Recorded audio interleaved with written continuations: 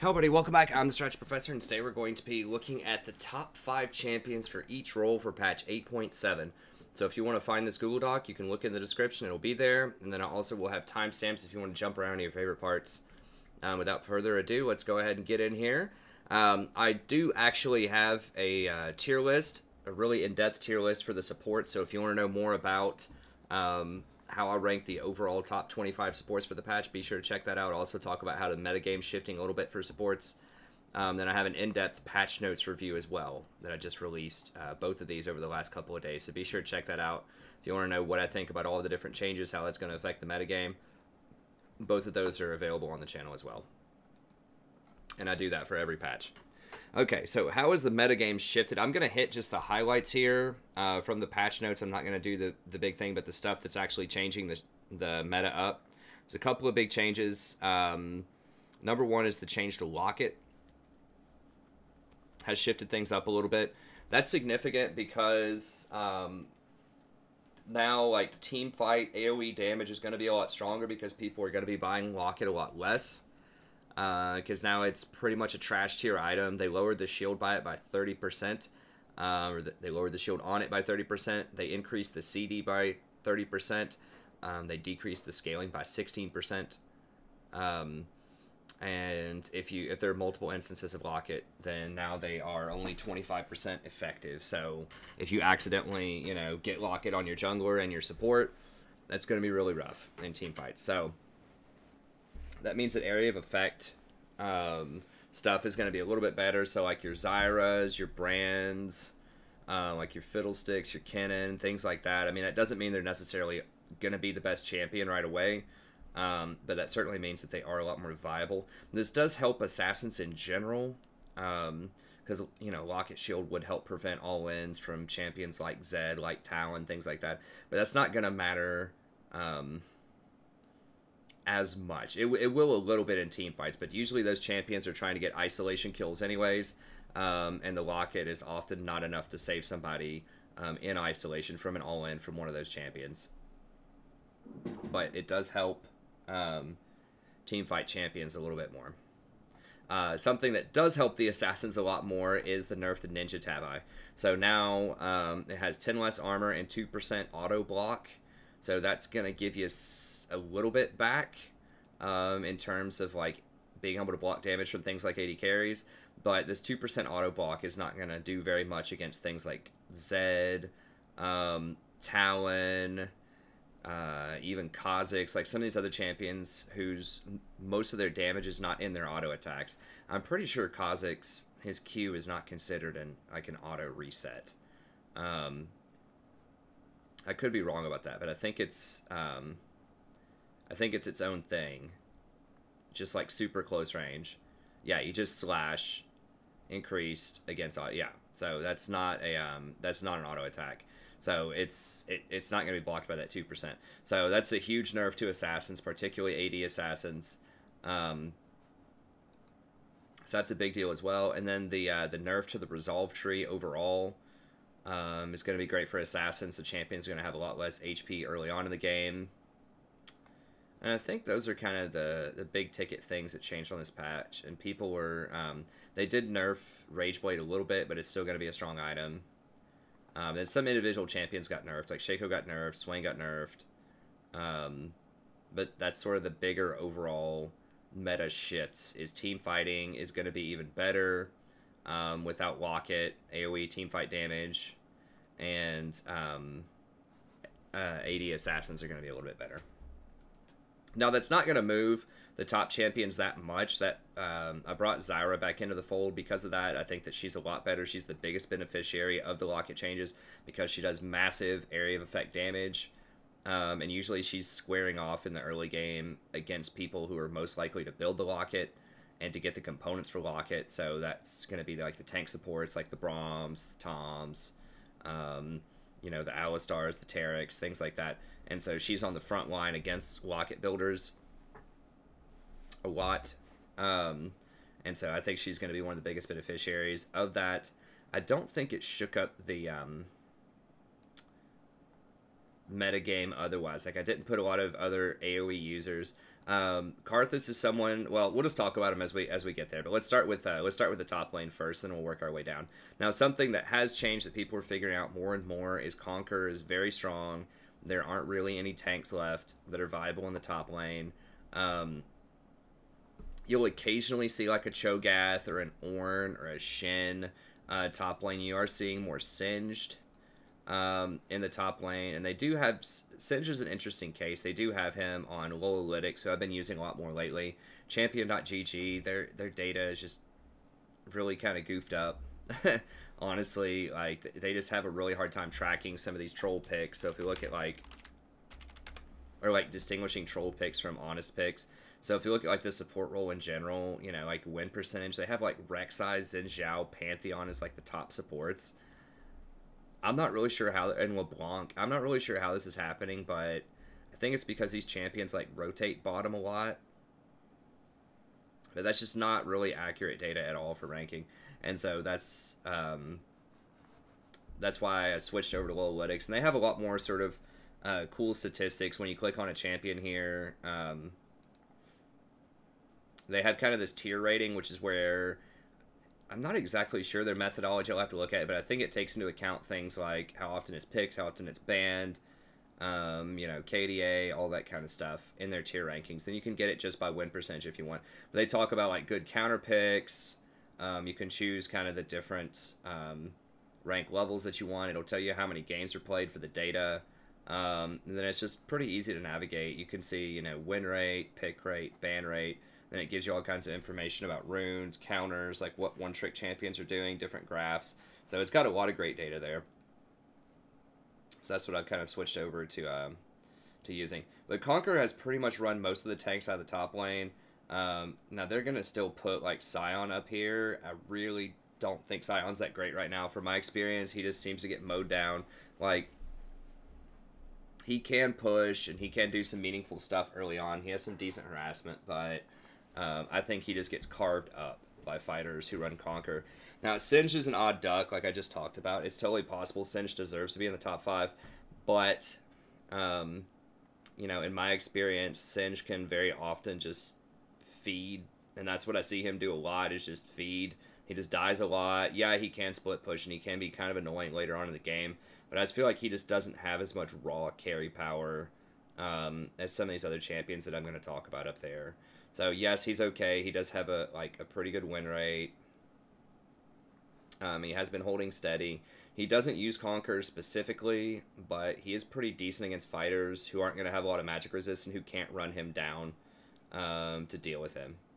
So, you know, he could be a pretty good champ. Now, the number 1 champ up here can deal with him once she hits level 6, and that's Camille. Now, he can potentially flip her if she doesn't position correctly. He can flip her out of the box. But if he uses his flip and then she boxes him and the jungler comes in, then they can run down Singed and kill him because he's not going to be able to run out of that box. And he's going to be trapped there for several seconds. So I would put Camille as the top right now. She still goes the Comet build, so she doesn't take advantage of Conquer. But she just has such a strong laning phase. She's so mobile. She has excellent gank assists, excellent mobility. You know, if she ults on somebody, they're probably dead in most matchups, especially if the jungler comes, because they can't even flash out. So she has a lot of kill threat, super strong right now, very mobile, scales very well into the late game, very hard to duel, just excellent. Fiora's another one who's gained a lot, especially from Conquer. She already does have some true damage in her kit, but getting that extra AD is very good, and this makes all of her other attacks true damage as well. So neither one of those champs, I mean, Camille is going to have like an okay win rate, like 50%, but that's because she's difficult to play, and so is Fiora. Did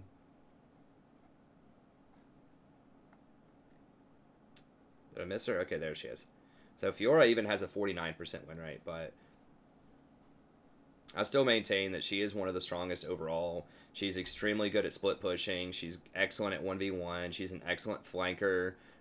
If you do manage to kill a priority target in a team fight, your team's going to win the fight because everybody's going to heal back to full. It's basically like Janna ult style of healing.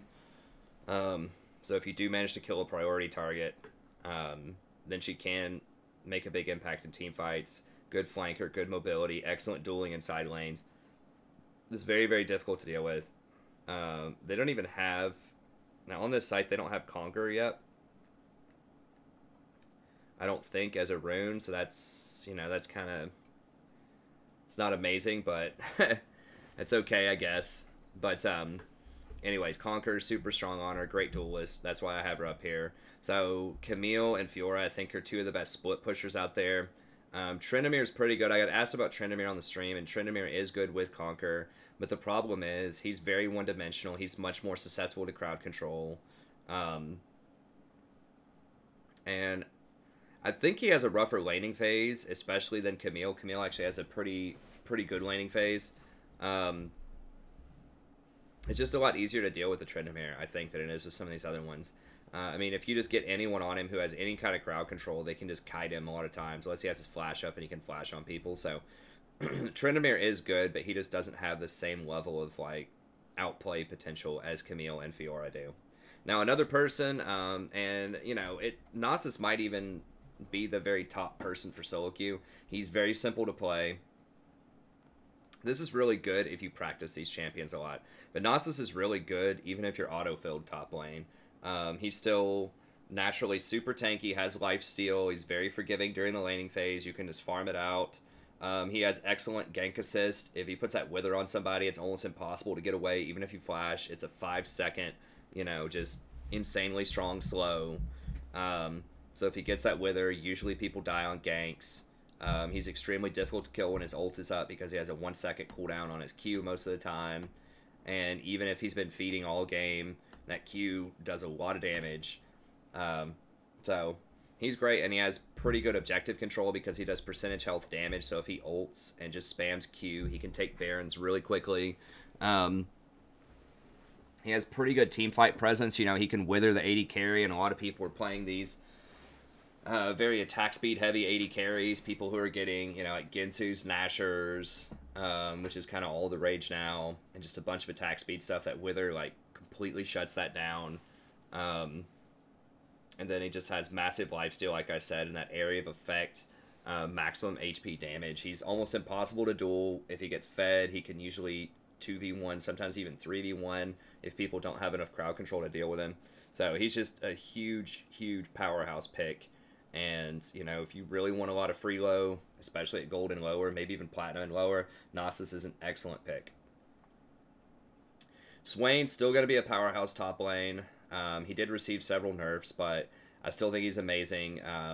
He has good CC, excellent damage, excellent survivability, ton of HP, super scaling. He doesn't take towers as fast as some of these other picks. That's another thing. Nasus just completely devours towers, you know, faster than almost anybody with his Q spam on him.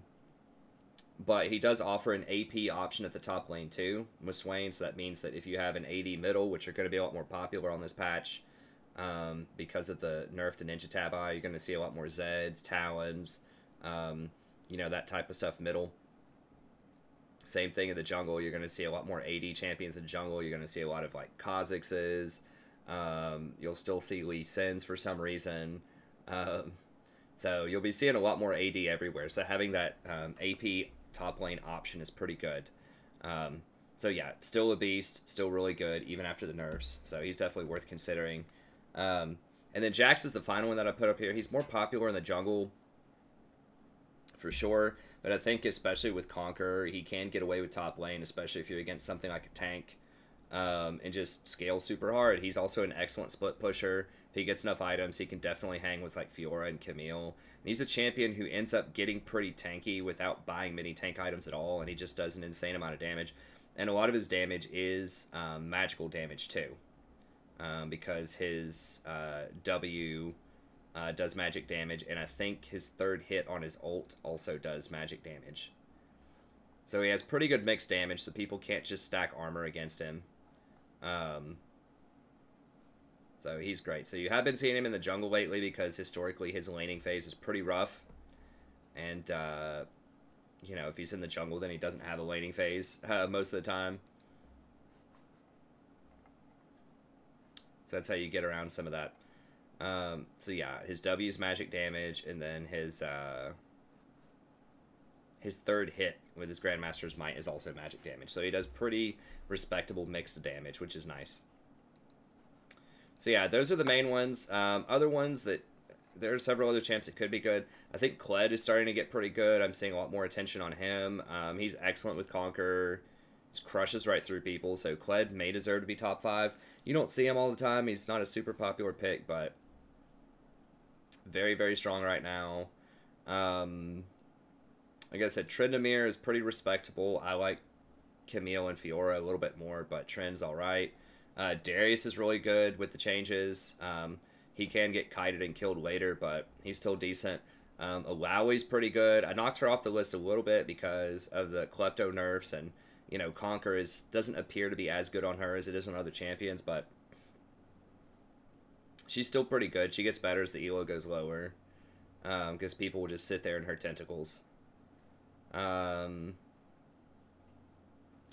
else top lane? I think that's pretty much it. You do see, like, in pro players, seeing, like, some Cassiopeia top by some Koreans and things like that. That's okay. I wouldn't recommend that for most people, though. Malphite did get some changes, but I'm not completely sold that he's great top lane just yet. I still think he's just going to get carved up by a lot of the Conqueror users. Speaking of which, oh, Renekton is also on the list. Renekton might deserve to be a bit higher than that. We'll see. Conqueror's extremely good on him. He's an early game bully, and he has really high base damages on his abilities. Really nice health, so, you know, I think that Renekton potentially could be really good. He has very favorable matchups early on against a lot of these fighters, so against things like Camille, Fiora, Jax, he's actually quite good early on, especially with Conquer, so you might see some more Renekton. He's definitely respectable. He puts out some pretty good damage in team fights. Obviously, champions like Yasuo are really going to like the new Conquer rune as well. Yasuo could be in there. I don't have Yasuo and like Riven on there because they're just like super hard to play and they're super dangerous. Even if you're good with them, if they fall behind, then they're not going to be that strong. So, I mean, you could say the same thing for Camille and Fiora, but I'm pretty sure that like a really fed Camille and a really fed Fiora can beat a Yasuo. Maybe not. I mean, maybe Yasuo deserves to be in there too. He's definitely worth considering. Akali, if you're really good on Akali, can be good as well. There are a lot of pretty good top laners. So, I mean, Yasuo is probably the most conspicuous one that's missing, who is quite strong if you're good on him. But, I mean, maybe it's just like, it's not Yasuo's fault. It's just like a personality thing of people who play Yasuo tend to go for those 1v5s a lot. It just attracts that kind of player who makes a lot of bad decisions. But like a smart Yasuo, maybe it's worth considering. He does have a decent win rate of 50%. That's like where most of the fighters are. So, yeah, it's pretty wide open. There are a lot of interesting things, but I definitely think that these are either the top 5 or very close to it if you think another champ or two should fit in there. Okay, jungle. Warwick still number 1. Just pumps out insane damage. Excellent clear in the jungle. Excellent objective control. Excellent dueling. Great rundown potential. I mean, he's just got it all. He feels like he can 1v1 almost anybody. He has good CC. Good ganks. He's just excellent. I mean, his numbers are just too high for solo queue. He needs to get nerfed one way or another. Now, they did nerf his Q interaction so that it doesn't do double damage occasionally, which apparently was a thing prior to this patch. But his numbers are just crazy. So he gets healed for a percentage of damage that he does. That's 120% of his base AD, 90% AP ratio, and then a certain percentage of their maximum health. So it has 3 different scalings on it. In addition to healing you for an insane amount on a 6-second cooldown. So that's pretty wacky. And then he gets, you know, this huge damage reduction. His ult does a ton of damage. So, yeah, I mean, Warwick's just king of the jungle right now. Still excellent. I don't think anyone has dethroned him yet on this patch. Kha'Zix is another one who's super strong right now. That's actually the person that I banned the most. it's just dealing with that champion is an absolute nightmare because he's just invisible the whole time running around in the jungle, and he just shows up out of nowhere and one-shots people. Control wards don't even see him anymore after the vision changes last year. So he's just really tough to deal with. So even though he only has a 50% win rate, he's just an absolute nightmare. He can duel almost anybody in the jungle, scales super hard, gets resets late game, but it's mostly that invisibility. It just makes it very hard to play around him. Shaco's another champion that's really strong right now. You know, Shaco, some people could even put Shaco up as high as number 1. I would still reserve that for Warwick, but he did get nerfed a little bit on this patch. He lost some ratio on his Q, but prior to this patch, he was already good. He didn't have any damage on his Q whatsoever, or prior to the last patch, 7.6. They just super buffed him with that, so they took away a little bit, but he's still excellent. They just nerfed Ninja Tab Eye, so that's really good news for him. But yeah, Shaco just has really good clear. He's very tricky. You know, he can clear almost anything. I've actually seen a Shaco clear a blue buff and a red buff at the exact same time and then gank top lane when he was level 3 and they were level 1. He set up some boxes on red, and he told the bot lane to help clear it. And so, you know, with like 2 boxes, and we just sat there and beat on it, we were able to help him out with blue buff. We did miss the first 3 minions in the wave, but it was totally worth it because he got both buffs at the same time. Then he put a couple of boxes on red and smited it. And he was literally at the top lane when they were both level 1, double buffed, ready for a gank. I mean, that's ridiculous. He can take dragons really quickly. He has like really creative and very frustrating lane gank paths. I mean, he's kind of like Kha'Zix in that he can go invisible and really gank from strange angles that you're not like expecting. Scales pretty hard. He does quite a lot of damage. He's a good duelist. He's a great split pusher, great at objective control. He can just summon that clone and just shred down towers if he wants to, or shred down dragons. So he's just good at a lot of different stuff. Objective control, taking towers, taking dragons, taking barons. Excellent ganks. Pretty good scaling now with the different ratios on his kit. So, and he's just very sneaky too, you know, because he can go invisible and he can like move around with his clone. It's just hard to keep track of him. So he's really, really strong right now. He's not a champion just to pick up and play randomly, but if you put a lot of time into him, he can be really strong. Jax is another jungler that's very strong right now for the same reasons he has been. It gets him out of his rough laning phase. And then he can just build a lot of fairly tanky stuff and just do a ton of damage. So yeah, Jax still really good. And then Skarner's the final one that I have here. There could be some other champions that are alright too, but Skarner just has excellent wave clear, excellent gank potential. If they don't have a Quicksilver Sash, they're dead if he gets on them, and he's going to get on them with Predator. So Skarner's still super strong in solo queue. Other champs that are pretty good.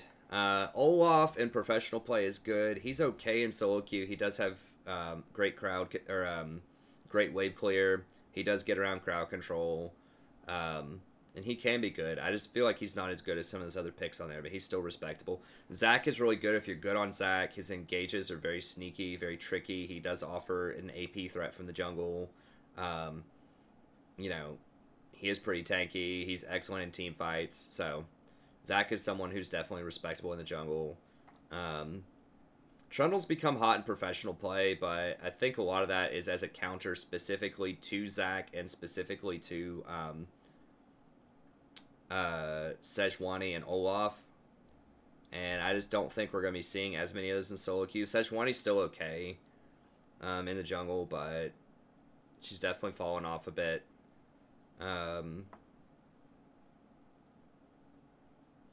You do still see people playing some early game champs like Lee Sin, Nidalee, Elise, that type of stuff. I don't think those are that great right now. They're okay. But I just feel like they get outscaled pretty quickly by the ones that I mentioned. Jarvan, I have seen a successful Jarvan. I'm not really entirely sure why Jarvan has sort of fallen off the grid. He did receive a couple of nerfs near the end of last season and in the preseason, but maybe the runes just aren't that great on him. I'm not really sure like what's up with that, but still a pretty respectable champion in the jungle.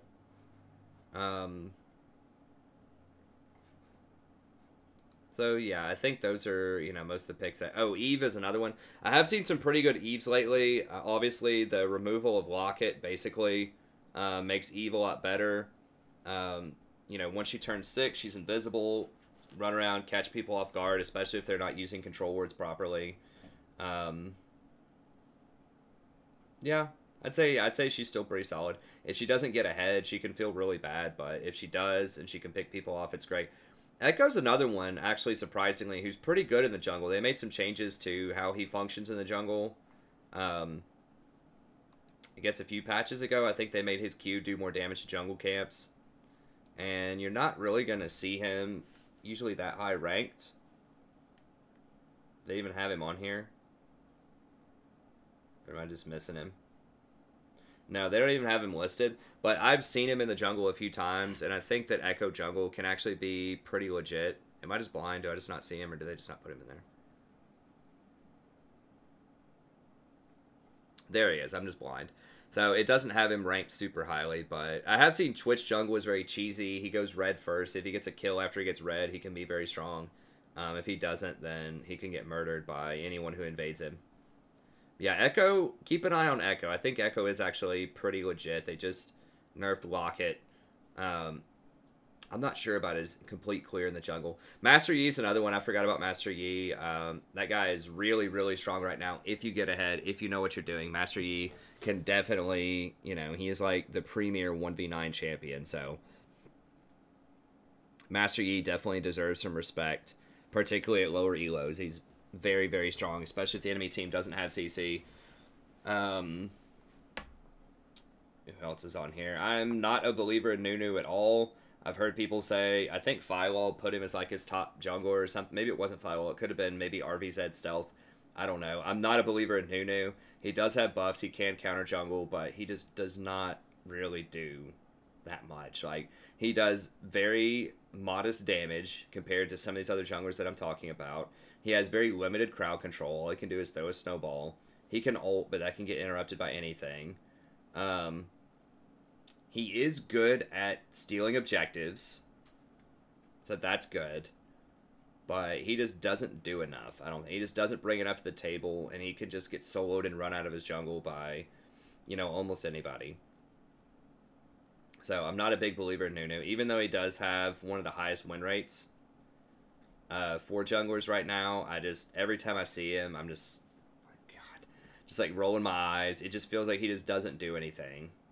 So I'm not a big believer in Nunu. Nocturne's okay. As sort of a side story. If he gets ahead, he could definitely get to that backline and one-shot people. So Nocturne's definitely respectable. Wukong's similar. If he gets really far ahead, you know, he can crush a team.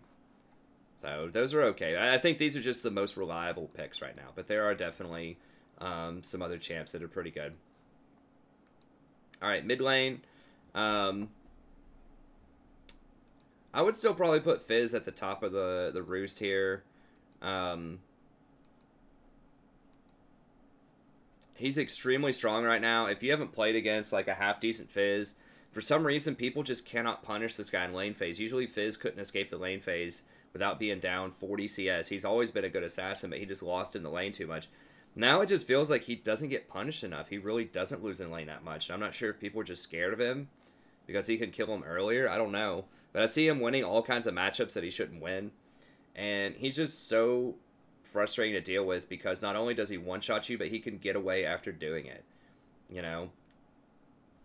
He hits you with the fish, E's onto you, boom, you're dead, and then he can get away, and then he's going to have his E off a cooldown, you know, in just a few seconds, and he just E's away again. So he just has so much damage, so much mobility, and a big thing, at least from the support perspective, that makes it so hard to deal with him is that when he comes in, usually when he engages, he hits with the fish, and then he hops up on his pole, and then comes down on people. That makes him untargetable So you can't do anything about that. He just like lands on somebody after the fish hits them and they're dead. That's it. You can't use a Janna Tornado to blow him back. You can't exhaust him. You can't polymorph him. You can't do anything to him. So they're gonna die. Like, all you can do is shield the person and just kind of hope for the best when he lands on him. Versus some of these other assassins, you know, like Katarina, when she runs in, you know, you can crowd control her, right? You can polymorph her. You can exhaust her. Or, you know, when Zed goes in, goes for his full combo, it doesn't kill you right away. You know, typically. Now, if he's like mega fed, maybe it does. But typically, you know, you have time to exhaust him, you know, shield the person, crowd control him. You can do a lot of stuff to deal with him. So Fizz is like one of the only people where there's like virtually no counterplay to him whatsoever if he's fed, because he comes in and he's untargetable. So that's the really frustrating thing from a support perspective, is there's probably some of the least counterplay to that champion than anybody else. There's no delay. Even like LeBlanc chains, you know, she has to hit you typically with double chains to kill you.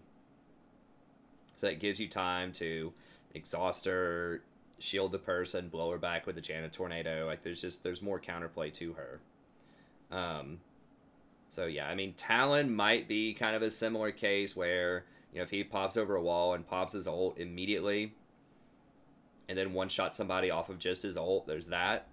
But a lot of times he has to land at least a rake or something afterwards, and you can, you know, maybe exhaust and blow him back with Janna Tornado. Depends on how fed he is.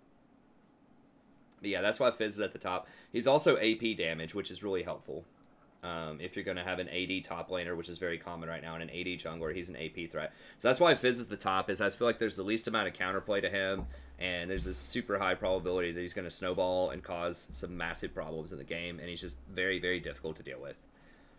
Anivia is my number 2, and I really like Anivia a lot because she has virtually instant wave clear at level 6. She has a ton of damage. She's very, very difficult to siege through. Even if you fall behind, you can stall out the game and just scale with your team because they have to have a good split pusher. She forces that. If they don't have a split pusher, then they're not going to win. You know, if they have a Xayah on top, they're not going to beat you probably because there's just no way that they're getting through your storm. And she scales so heavily. She has massive AP ratios on pretty much everything. Like, her Q has a 0.8. Her E has a 1.0 ratio if the person's already slowed. You know, her ult is going to do just a ton of damage. 240 damage per second with a 0.37 ratio. I mean, these numbers are just bonkers. And she has... you know, pretty good utility like Crystallize, especially if you get good with her. You can block Scion engages with this. It does displace people, so it knocks them away, which means like you can trigger Yasuo walls off of that. You can block pathway, so if people are trying to come in, you know, through like a ramp or something like that, you can cut them off.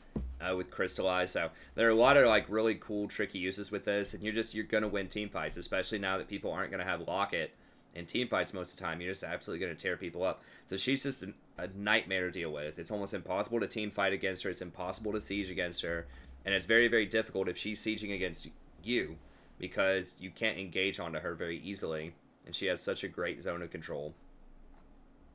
Very, very strong. And since they buffed Tyr and Leandri's, then that makes her even better because she uses both those items very well. Swain, still a beast. Everybody knows that. They did nerf him a couple of times. I don't think it's going to change that much. He has a lot of survivability, excellent wave clear, excellent damage. He's still going to be an amazing mid laner. Now, Ekko is somebody that has moved up a lot in my estimation. I've seen some pretty good Ekkos. And I think he's really, really underrated. He's probably the most underrated mid laner right now because he's very good against other assassins. He's somebody who actually could hold his own against Fizz, in theory, because if Fizz fishes him, you know, he can just ult to get out of it. Or he can, like, erase some of the damage. I mean, if Fizz immediately lands on him, like, as Ekko is getting fished, and just, like, actually one-shots him, what? That's awkward. If he actually one-shots him, then you know, Ekko may not be able to survive. But most of the time, he's going to be able to ult. He's going to be able to get all of his health back and then turn the fight around, potentially. So he does a ton of damage. You know, whenever he stacks the full Z drive resonance on people, it does a 0.8 ratio on it with base damage. So that's just like a ton of AP scaling on that. He has a 0.9 total damage with a 260 base on his Q when he hits people. That's on a pretty low cooldown. His parallel convergence has a 150% AP ratio on the shield. And he stuns people for, you know, almost 2 seconds who are caught up in this. I mean, he just does a ton of damage. And then this right here, so he heals himself for like a zillion health, plus 3% for 1% of the health that he's missing. So he almost heals up to full whenever he chrono breaks. It's on a low cooldown, and it just does a 150% ratio with a huge base. So he just has really big numbers. He's very tricky. He's very good against other assassins. He has some potentially game-breaking abilities like stunning multiple people for 2 seconds in his parallel convergence. So he's really good. He is kind of tricky to play, but he's very resilient. He does a lot of damage, and he's pretty mobile. So I think that makes him an excellent pick against other assassins. And just in general, he's going to be pretty strong in solo queue. So Ekko is kind of my person that's moved up a lot. Okay, Karthus is someone that I'm moving up quite a bit. This might be ambitious to put him in the top 5. You know, maybe it should be Twisted Fate or Talia or something like that in the top 5. But I'm a big believer in Karthus right now. He is probably one of the biggest beneficiaries of the Locket change. So now people are going to have one less tool to defend against his ultimate. It just got his Q just got buffed by a lot. Level 1, it's 100 damage per Q if they're isolated that hits him on a 1 second cooldown. It only costs 20 mana. You can spam that all day. He's a really good tier user. He's really good with Rod of the Ages. They did buff the AP ratio on his ult maybe like 4 or 5 patches ago. I can't remember. Near the end of last season. I guess that's like 8 patches ago at this point. But a while ago, they buffed this from a 0.6 to a 0.75, so that's excellent scaling. And they did just change around some of the runes. I guess I exited out of the rune page. And I think he could be one of the more interesting cases here where, you know, he can go sorcery and he'd probably just go something like airy. He could go ulti hat if he wanted to. Mana flow ban's interesting. You probably don't need mana flow ban, honestly, because you're going to be getting tier and his mana costs are pretty low early on anyways. So I think ulti hat would make sense for him. His ultimate's obviously super powerful. And then celerity and probably either Scorch or Gathering Storm. But then the other like interesting choice here is Presence of Mind. So whenever you get a kill or an assist, you get 10% of your cooldown back. This is very, very powerful on Karthus' ult because you can use your ult to basically get a kill or an assist pretty much on cooldown. Anytime a fight breaks out, you know, that's what Karthus does, right? He can just influence the fight and get a kill all the way across the map, or at least get an assist out of it. And that's going to lower the maximum cooldown by 10%, which is huge because it's like a 200-second base cooldown. So that's 20 seconds less for every assist. So in a team fight, you know, if you go in a team fight and, you know, your team manages to kill them, but you die in the process and you just press your ult button, you know, you clean them up. Let's say you get 4 kills. Either you get all the kills, or even if you get assists, this is takedowns. This is not kills. This is takedowns. So that would reduce the cooldown on your ult. If you won a fight like that and got 4 kills, it'd reduce it by 40%.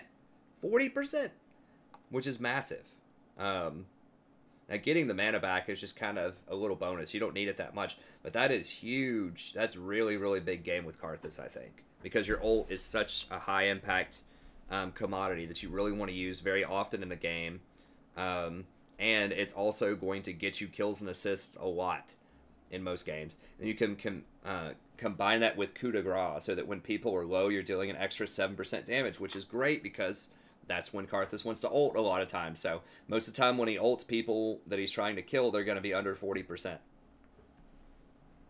So that's really, really strong. Now, someone on stream pointed out, they're like, but if you go for, you know, precision secondary, you get this attack speed, and, you know, that's really bad for him. It's like, yeah, you are going to get some attack speed, right? So if we go under this, you are going to get some attack speed. But you're only really losing out on... there we go. You're only really losing out on 6 AP. So yeah, you're getting less attack speed, or a little bit of attack speed, which is not that amazing. It does help you take towers, I guess. But yeah, it's not a great stat. But it is giving you... you're basically paying 6 ability power to have that super busted, what I think is really busted, Presence of Mind on him. And you get Coup de Grace, which is also excellent. So those are 2 of the best runes in the game that you can get with him. I mean, what else are you going to get with Karthus? I mean, I guess you could get, like, Footwear and maybe Cosmic Insight. That would be pretty good. I mean, that's kind of a greedy build. But that would be pretty good. But that doesn't give you flat-out damage like Coup de Grace does. That doesn't have the same kind of game impact as something like Presence of Mind does. So that's good. That's a good value proposition, and you would get, you know, 6 extra AP if you did that. I don't think you're going to get anything in Domination. No. So I think that's something that a lot of people just haven't really explored adequately. I think it's more than worth paying 6 AP to get those 2 runes, because I think they're really good. Now, he does have a very high win rate right now. It's not a huge sample size, but I think that's something a lot of people are sleeping on, this Karthus buff. It's a pretty big buff. Oh, people are trying it. When I looked yesterday, I swear, nobody had tried it. People were figuring it out. It's not taking that long for people to figure this out. But yeah, this is exactly what I was talking about. Coup de Grace and Presence of Mind. I was talking about this in my patch notes a couple of days ago on stream. I was the first person. No, I'm sure there were other people in the world where they were just thinking, Karthus, as soon as you see Presence of Mind. But that's what I thought when I read it. And I was really surprised yesterday when I was making the patch notes video and I was talking about this. No one had tried it. Right? A couple of days ago, no one was trying that. Everybody was still going for this Comet, you know, inspiration build. It wasn't until just today there's been a handful of people that have been trying it out. I think it's for real. I really do. And yeah, it's goofy to go over there, but look at Shifters probably going to do the same thing. I think this is for real. Like, I think it's a very, very, very strong option on Karthus. Like, that this rune might single-handedly bring him back into the meta. So, well, not single-handedly. The Locket nerf helps a lot. I mean, that's the biggest buff that Karthus has gotten in years, is basically the removal of Locket from the game, pretty much. Because that's, I mean, here's the thing. Like, Karthus is a Season 1 champion, right? So he was developed and designed a long time ago to generate, like, inevitability and guaranteed damage as the game went on. But they've introduced all of these items over time that counter Karthus, either by design or they just inadvertently counter Karthus. So, Zhonya's Hourglass, very good, counters Karthus, because it, you know, gets people, makes them invulnerable to his ult. So, Zhonya's Hourglass, really good against him. Hex Drinker, which becomes Maw Malmortius, very good against him. He used to just be a Hex Drinker, which was a trash little, you know, dinky item you could get that didn't turn into anything. And then Maw Malmortius is actually pretty decent, so that's an option now. And then something like Abyssal Mask came along, or what used to be Abyssal Scepter. That helps people. They just nerfed Abyssal Mask, though, so almost nobody's going to get that item, except a few corner cases. So that's going to make mid laners a lot more vulnerable to Karthus as well if they don't get Zhonya's. And then, of course, Locket and Redemption are huge counters to it. Locket obviously gives the shield. Redemption, if you redeem, like, it stops people from getting low enough to kill. So sometimes Redemption is too late. If you ult and the support doesn't Redemption, like, immediately, then the person's going to die. Because I think the ult takes 3 seconds to channel. So Redemption's 2.5 seconds, so they would have to respond within, you know, half a second to heal the person. But anyways, Locket is a big part of that equation. So that shield saves a lot of people from Karthus ults. So now that Locket's out of the picture, I think that this could definitely be a really big deal. And Aery's really nice because Aery is guaranteed to hit somebody. So if you go across the map, now I'm not sure how it prioritizes which person to hit when you ult, because it only is going to hit one person. It's probably the closest person. Comet is okay, but I would probably prefer Aery because you can spam your abilities so much in lane. And you want to make sure that you don't have a slow that's reliable other than your wall. So I think you would want to make sure that you, you know, do that extra chip damage with Aery every time you press your Q. So I like Aery over Comet. And yeah, I like Ulti Hat. Celerity is good, but I can definitely see Transcendence working as well. And then Scorch is good for kind of early game. My wife's mad because it snowed in April. She's like, what? She just texted me. But yeah, so I think Karthus is legit, and I think that, you know, this build that I was talking about is not going to be a secret for that much longer. Stay tuned for all caps videos, you know, from, you know, Philo or Red Mercy or somebody here in 3 or 4 days, you know, rolling in late to the party after they figure this out. But yeah, I think, and I love those guys. I'm subscribed to all of them. I just kind of poke fun at them a little bit because, you know, a lot of times they wait until stuff is already really hot and then they make a video about it. And, you know, anyways, that's fine. It's like if you guys just stopped doing just 10-minute videos where you just read the patch notes without thinking deeply about the meta and what's going on, you could figure this stuff out too. But anyways, I guess I'm glad they don't, because that gives me a unique feel on my channel as someone who actually does research these things and think about the meta and tries to bring you all the good stuff as fast as I can. But yeah, I think this is going to make Karthus really legit. Now, mid lane is the most... How are we looking on time here? Okay, we might actually be able to finish this in an hour. We'll see. That would be insane for my channel.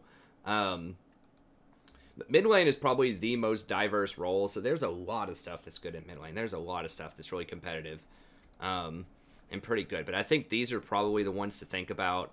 Nobody's probably going to contest these three. Almost everybody's going to say these are somewhere near the top. These are kind of sleepers, I think. But I think they are really, really good. I don't think they're just... I'm not putting them there just because they're new. Like, I legit think those are the two best ones right now. I just think a lot of people are sleeping on them. So who else? Who else is in there? I mean, Aurelion Sol can be super strong. I have seen some good Sols, but he takes a lot of practice. There is some counterplay to him.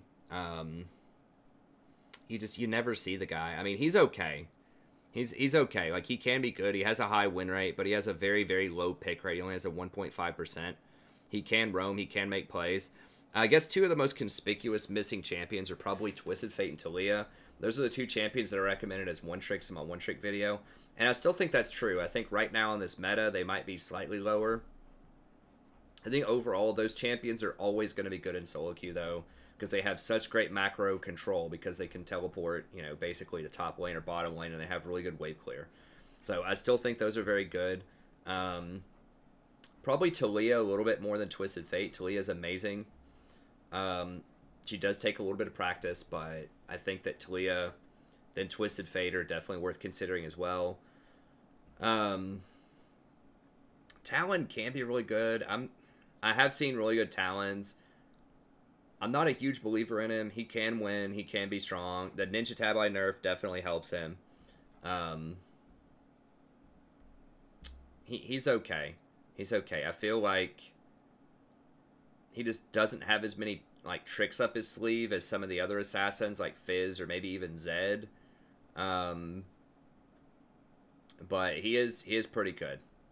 Zed is another one who, if you're really good on Zed, this champion can definitely take over games. He's very strong, and he's just very sneaky. Like, he's hard to deal with. He has a lot of mobility. And, you know, if you don't have Hourglass, he will kill you off of almost no, he has, like, one item. As soon as he gets Duskblade, you know, he can kill you. Especially if he hits you with the 3 shurikens. I did the math on that before, and they took away some of the penalty on the shurikens on multiple hits. I think they made it 75% instead of 50% on hits. Or maybe they just straight up gave him full damage on multiple shuriken hits on the same target. It was something crazy for good Zeds who hit people with like 2 or 3 shurikens. that I was just like, oh my god, that damage is through the roof. Yeah, damage reduced. They completely took it away. So I think it used to do 50% damage if you hit the same target with multiple shurikens. Because, like, what you can do, I think, and I'm not a Zed expert, but I know you can get up to 3 shurikens at a time. So if you W in, and then you cast your ult on somebody, then you'll have 2 shadows, and then you can hit them with all 3 shurikens. And so you're doing a ton of extra damage now, because it used to be reduced by 50% if you hit multiple targets. So now you can hit multiple targets by a lot, and they just on 8.7 that's just his wave clear pretty much on secondary targets when it's pass through damage on shurikens. Although if you throw your shurikens through a minion wave, that will deal extra damage to champions too. But yeah, I think that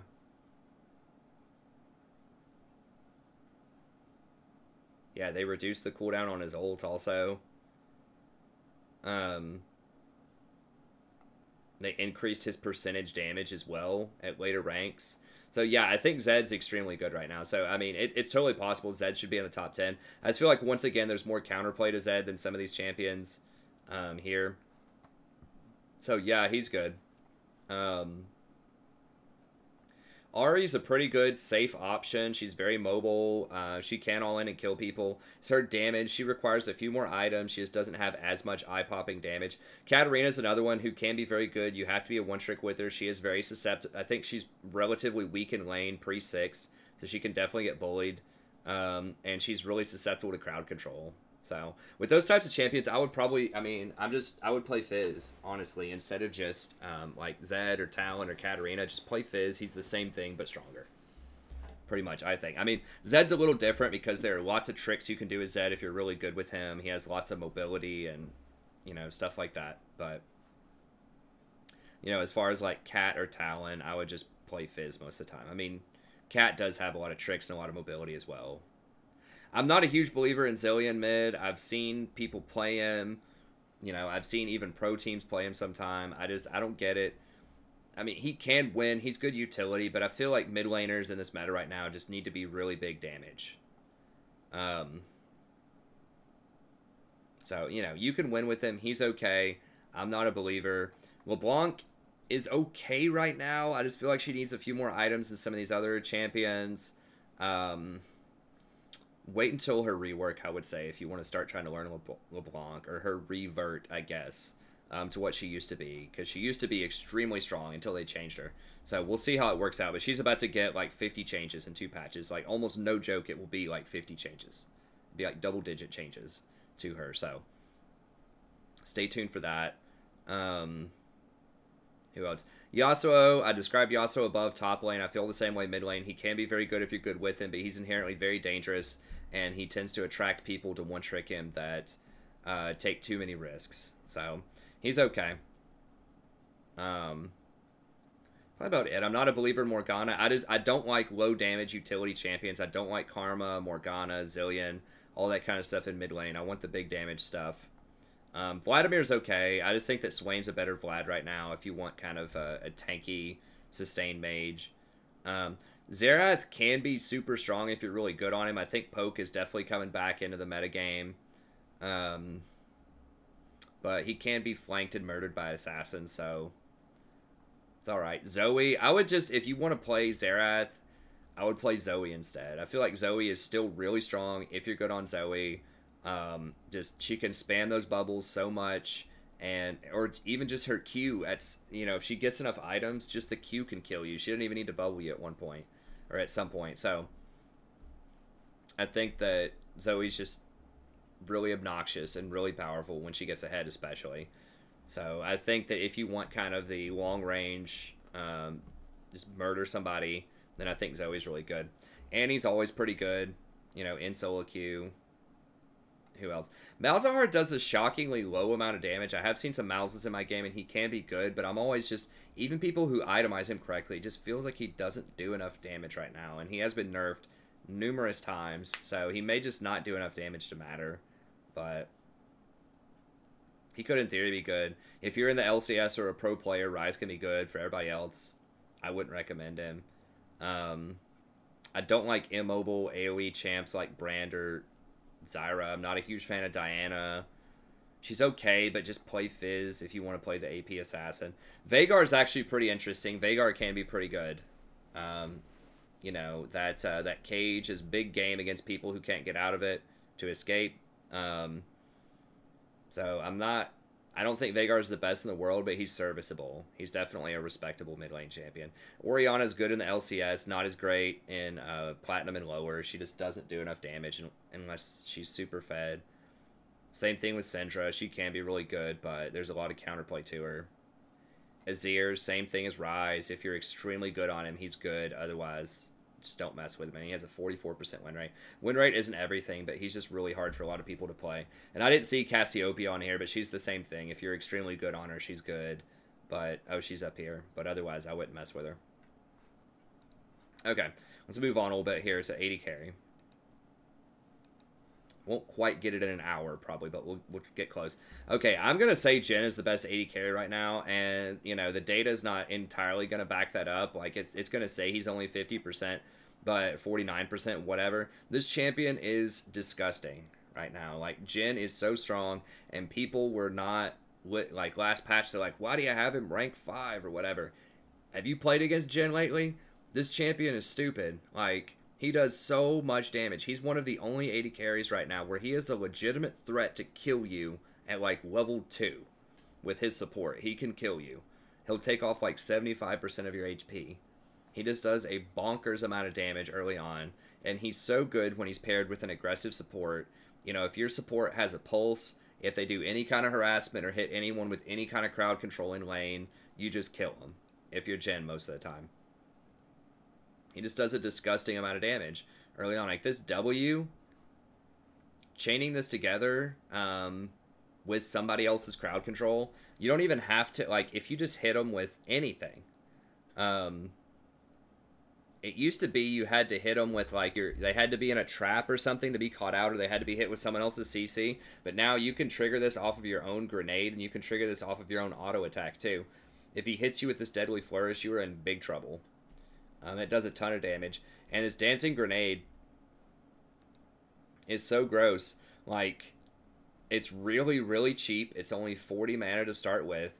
It's excellent wave clear. It's almost impossible to push through Jhin. He's going to push into you early game. And not only is it wave clear, but it's also harassment.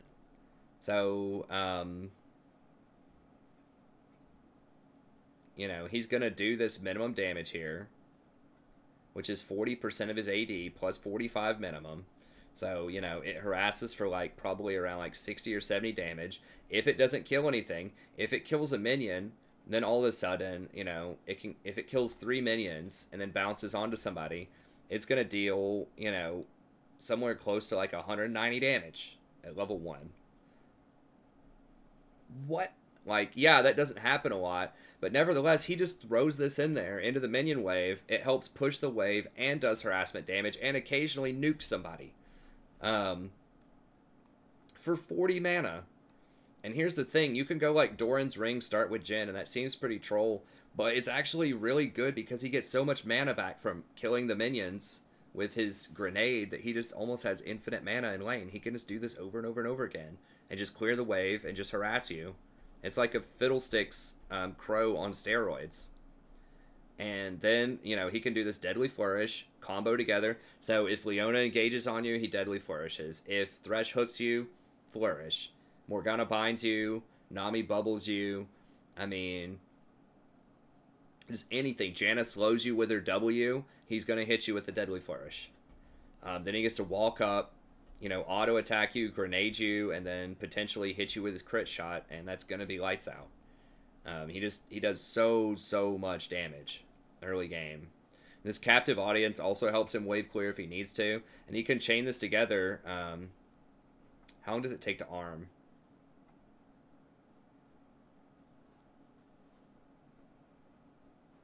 Yeah, it's for 2, so it takes like half a second to arm or something, I think, and then if they stay in there for 2 seconds, then it explodes. And this actually does quite a bit of damage. It's 120% of your AD on top of stuff. So if there's a huge fight breaking out and you're chaining together a bunch of these things, like just dropping this trap can do quite a bit of damage. And then of course you have the curtain call. You know, minimum damage is quite a bit. maximum damage, and you get a lot of extra for the curtain call. So, and it's only on 120-second cooldown, so he can do this a lot. So yeah, he just has a lot of utility. He just has infinite wave clear with harassment. He's great all in. He chains CC together with people, does a ton of damage. He can execute people with this. He can start fights with this. There's a lot of utility to curtain call as well. And now, because of Gensu's Rage Blade, he has insane scaling. If you haven't seen Jhin yet, when he has like 3 items, including Rage Blade, when he goes something like Infinity Edge, Essence Reaver, Rage Blade, and gets a crit, it's just ridiculous. And when he gets that Rage Blade stacked up, he gets somewhere like 800 AD and like 600 move speed. And then when he throws the, you know, a couple more crit items in on top of that and has 100% crit in the late game, he's just absurd. He's like running around 600 move speed and like 100% chance to crit people for like 2,000 damage. Like, no joke, I've seen him hit somebody for 2,000 before. Late game. It's just ridiculous. Because historically, you know, one of Jhin's problems is he would get outscaled by other attack speed crit users because he doesn't scale with attack speed. But now he does so much damage, he doesn't need attack speed. So he's good early, he's good mid, he's good late, he's good at 1 item, 2 item, 3 item. He's just always a relevant, very, very strong champion. And because people aren't playing tanks as much, then he's going to be one-shotting a lot of people. That's another problem that he's had historically, is he's not good at killing big tanks. So he's not good at killing your Malakais and your Sejuanis and things like that, because he doesn't have enough attack speed to punish them. Well, nobody's playing tanks anymore, so he can one-shot those squishy assassins. Now, yes, assassins can come up and maybe kill him. Maybe. But they can do that to just about any AD carry, right? And he is actually going to kill them a lot faster than most other AD carries because he doesn't have to worry about attack speed. You know? Like some of those other AD carries, like a Twitch or something, might actually have to attack an assassin like maybe 5 or 6 times to kill him. I mean, there's a, like, no joke, reasonable chance that Jhin, if he's sitting there on his 4th shot and an assassin comes up, you know, at 3 items, he might be able to literally one-shot him. Or come pretty close to it, so. And then he can use his W. He's going to get the crit, probably, and then he's going to be able to run away and use his W to snare somebody. So, yeah, Jhin's just amazing. I hate playing against this guy. Like, he's the scariest thing in the lane right now, because you just know, especially if you're playing a squishy enchanter, which are the best supports right now, you just know if you ever get hit by any sort of CC, you're going to die, probably, or you're going to flash. You know, if the enemy hits you with anything and then he chains it together, it's not going to be a good time for you. So yeah, I put Jhin as number 1. Now Kaisa, pretty much everybody agrees that Kaisa is extremely strong right now. You know, the most popular build that I've seen is Death's Dance into Gensu's into Nashor's Tooth. Now the reason for some of these, the Nashor's Tooth has been kind of weird, but that's been picking up popularity with some champs. The reason for that is if you're going Gensu's Rage Blade, a crit build is not that great because Gensu's doesn't offer any crit, and it highly incentivizes you to get raw stats because you get extra bonuses off of them. Specifically, it incentivizes you to rush things that have on-hit on them. So if we look at Rage Blade, and this is going to be a common build on a lot of champions, so I'll just go ahead and pull it out real quick.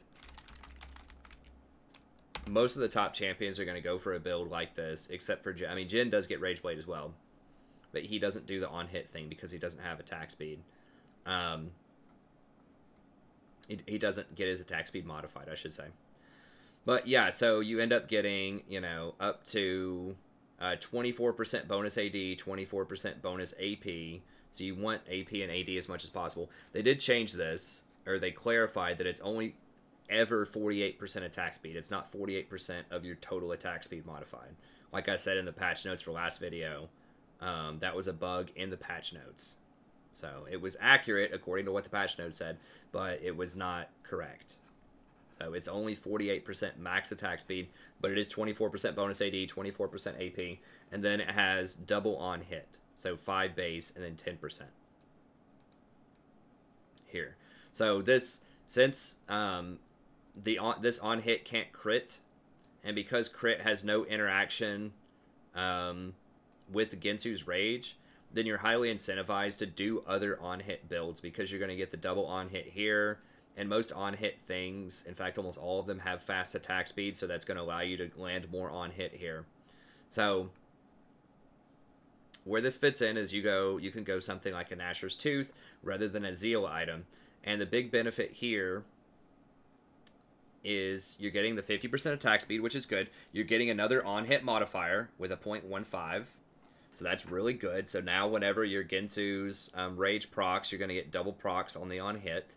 You get 20% cooldown reduction, which everybody loves cooldown reduction. Almost everybody. Most, like these AD carries, like Kaisa, like that because she has some really strong abilities with her Q, with her E, so she really likes the cooldown reduction. And it's just a killer, like, gold efficiency item. I mean, look at this. 140% gold efficient.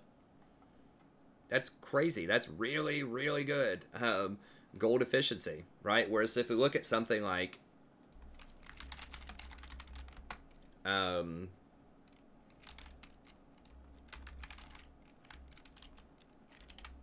don't remember if it's 2Ks or what, but we can look at something like Static Shiv here. 87% gold efficiency. Now that doesn't include the active here, but it's 87%. If we look at something like Rapid Fire Cannon, 82%. Look at something like Hurricane, which is something that some people will get on her, 95%, so it's a little bit better. But these are all just like really weak percentage-wise. I mean, and that's because they scale with each other, right? So whenever you get Fleet Footwork plus Static Shiv plus Rapid Fire Cannon plus Infinity Edge, that's the combo, because then your crits are going to be even stronger, and you're getting to charge it faster with the Rapid Fire Cannon, and then you're getting more of your Static Shiv Lightning with that, and then you're getting more of your Fleet Footwork procs with that. So all of that synergizes well together. But the issue with that is you need multiple items for that to really become effective. You need Infinity Edge, Static Shiv, and Rapid Fire Cannon. You need all three of those before they really start coming online and doing a ton of damage. And that takes a while. That takes 3 items. The thing about Nashor's Tooth is it's very good by itself. I mean, it's 140% efficient, so it's a little bit, you know, more expensive. It's 3,000 gold instead of like 2,600. But it's definitely worth it. And this has scaling too, so the more ability power that you get an extra 12.5% efficiency. So you get an extra 375 power off of it. So it does have some scaling on its own, but it's just such a good item independent of other items. And because you get scaling off of Rageblade, because you're getting an extra 24% value off of Rageblade in terms of the passive, and because you're getting double procs on this unique here, and because you're getting that extra 80 AP is going to give you 8 extra on-hit magic damage. You know, that's like triple scaling off of this item. And if you look at certain champions like Kaisa that want to use this, they have pretty good AP ratios. I mean, this has an AP ratio on it. You know, probably like a, you know, a 0.4%. Has a small ratio here. This isn't too huge, but 3.75% of their health, which is okay. This is a huge ratio. I mean, maximum evolved damage, 172% AP ratio. That's a lot. That is a lot of extra damage on your Q. This is a respectable ratio, 0.45. Not amazing. It's okay. And then your ult even has a 0.75. So, you know, that Nashor's Tooth, that AP is pretty good. I mean, it's gonna be very nice on with your passive and very nice with your Q. So that's pretty legit. So then you're getting the attack speed that you want with Ginsu's. You're stacking it up faster. You're stacking up Kaisa's passive faster. That's all good. The 50% attack speed is good. You really like the cooldown reduction. More Qs, more ults, more Es. The ability power is great. Scales off of Ginsu's. Gives you more on-hit damage, gives you more Q damage, gives you more ultimate shield. So it's just awesome. Whereas Critical Strike doesn't really do anything for Kaisa, right? Like, yeah, if you auto-attack, sure. That's good, but Ginsu's Rage Blade doesn't give you anything off of that. It doesn't have any sort of scaling with auto attacks. The Ginsu's Rage passive doesn't do anything with that. If you look at Kaisa proper, she doesn't have any special interactions with crit. Most of her damage actually comes from her Q in a lot of cases. So, yeah, you get some extra attack speed. That's nice with crit, but none of these things are modified by crit. She's mostly an ability-based damage dealer who wants to blow people up pretty quickly. With her isolated Acathian rain damage. So, you know, she has stuff that gives her extra attack speed, but that usually scales best with on-hit damage and not crit damage. So that's why, you know, people used to get Essence Reaver, you know, like Essence Reaver and then Hurricane on her, but that's just kind of wasted because it's not your highest benefit stat. Ginsu's is one of your highest benefit stats, and Death's Dance is very good. Another thing, Death's Dance is super strong on Kaisa because I believe, and this is what I've heard, I cannot, I mean, let me see if I can say it real quick. I believe her Q is coded as single target. I believe it's coded as single target.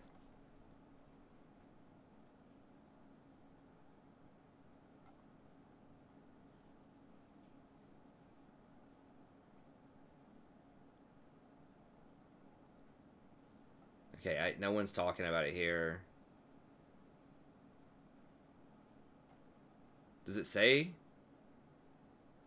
Whole idea of it is to delay damage to blah, blah, blah, blah. Okay, so what I think happens, just anecdotally from what I've seen, it heals for an absolutely absurd amount on her. And I believe it's because those missiles are coded as single target. Because they can hit a single target, but they can also hit multiple targets. So I think they're coded as single target.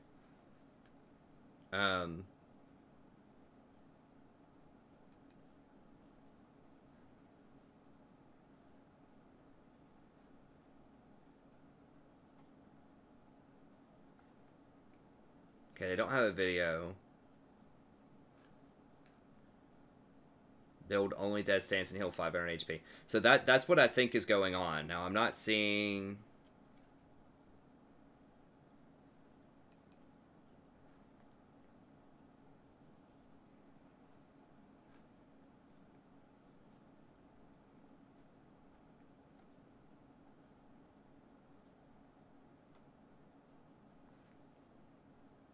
Yes. Okay, that's what this challenger level player is saying here on this. So she'd probably just get blah, blah, blah, Gunblade. The healing is busted. Every single projectile of that Q counts as a single target spell instead of area of effect. So that's what it is. That's what the deal is. So why is that important? Let me show you here really quickly. This is why people are figuring out that Death's Dance is ridiculous on her. Because typically, area of effect spells historically in League of Legends almost always do 1/3 of their effect in terms of spell vamp or lifesteal, or, well, spells can't lifesteal, but stuff like that, it's almost always 1/3 because that would be ridiculously strong.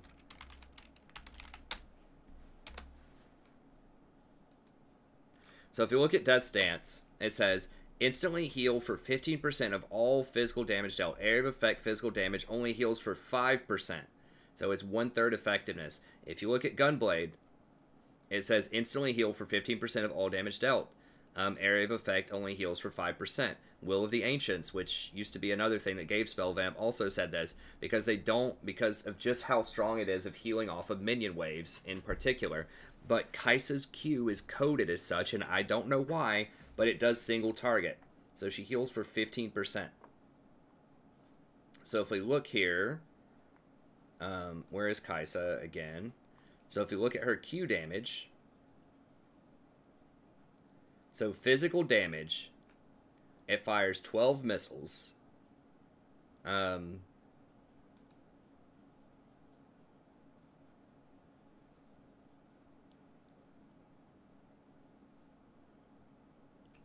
Non-minions take 30% from missiles beyond the first. That means that minions take the full amount from every single missile.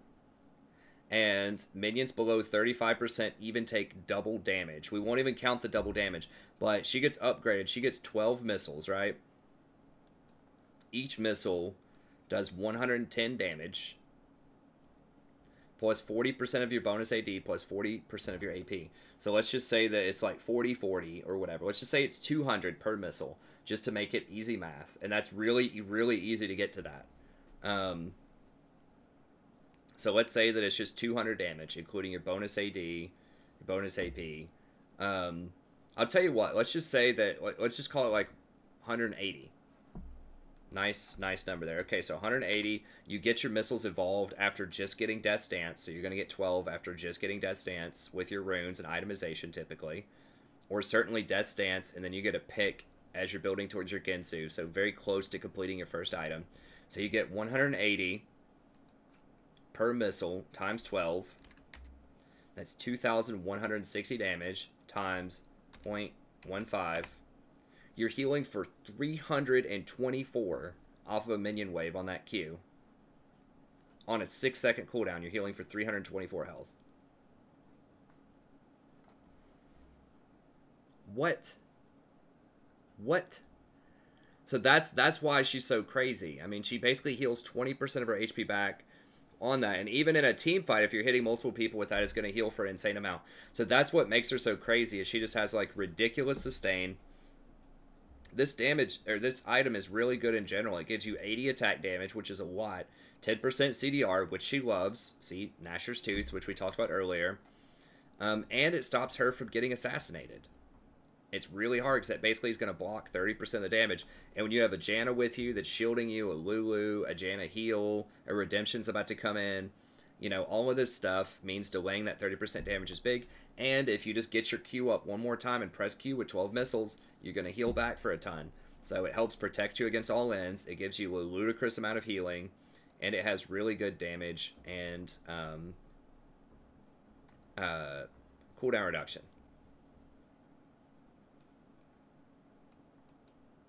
So yeah, that's really, really ludicrous. And that's part of why she's so good. So that's the build, is you go Death's Dance, and then you go Gensu's, and then Nashor's Tooth, and then it's just off to the races. You just murder everybody, pretty much. So, yeah, I mean, it's totally possible Kaisa should be number 1. I mean, the reason that I have her at number 2 is because she's just not as oppressive in lane as Jhin is. But outside of the lane, yeah, she's just ridiculous. She's very, very strong. Once she gets that, even just that Death's Dance off of single item, she's really strong. So she very well could be the number 1. She's either number 1 or number 2, depending on who you talk to. Most people will call her number 1. I still think Jin's a little bit better. I think he's more impressive in lane. But Kaisa's still extremely strong.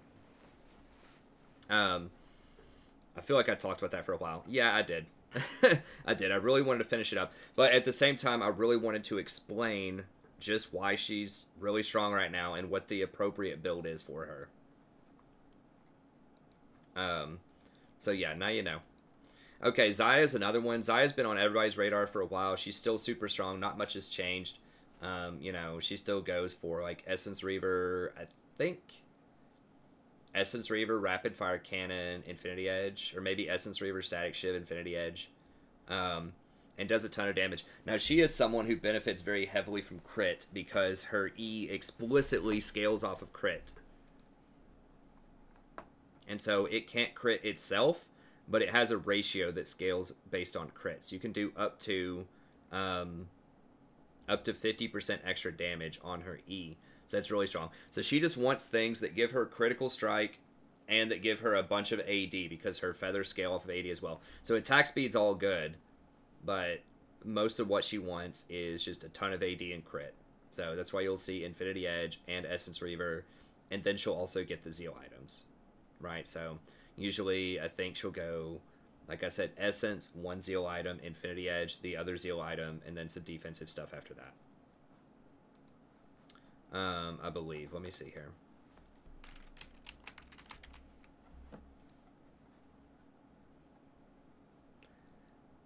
Yes. Yeah, it looks like a lot of people do Rapid first, and then Infinity. Yeah. just to make sure you get that first big hit on somebody. Yeah, and she's good. And another thing that makes her really strong is she's relatively resilient to assassins. She's not perfect against them, but she can ult to get away from them a little bit unless they just absolutely 100-0 her. She can get out and then blow them up afterwards, and she's very hard to dive. So people that are trying to run at her as she's throwing down those feathers, you know, and then pops her E, she just evaporates people. So yeah, Xayah is still super strong, very good. Not the most impressive in the laning phase, but similar to Jhin, if you goof up, if someone lands a crowd control on you, like Alistar, you know, WQ combos you, or Leona goes in or something, and she Qs and then autos and gets 3 feathers behind you, and then presses her E to get that stun, then she can definitely punish you and kill you, not quite as hard as Jhin, but sort of. And she has pretty good wave clear as well. So Xayah is really strong. Varus, still really strong as well. Doesn't have the highest win rate in the world. But he's getting up there, and he's pretty good. I think that a lot of Varuses are going the same, very similar to the Kaisa build. They don't go Death's Dance, but they will go like Ginsu's plus like Wits End plus Nashors. I think.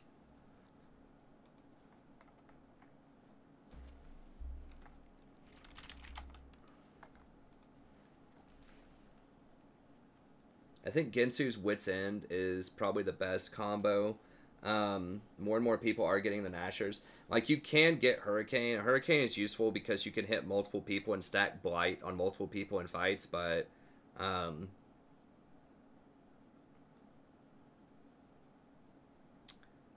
still like the Wits End and the Ginsu's. One thing you have to remember about Wits End is it doesn't just lower the magic resist for you so that you deal more magic damage, but it also lowers it for every single person on your team. So it's going to help the Xayah support do more damage. It's going to help the Fizz or the Swain do more damage. Helps everybody on your team do more damage. And so I think Wits End is good.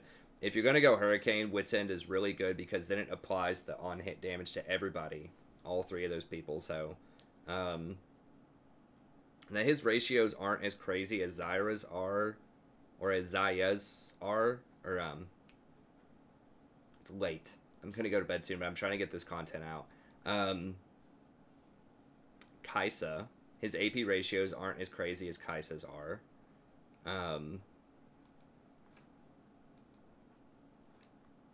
But they're still okay. It's mostly his W that does that on-hit damage, and I think it's only a 0.25.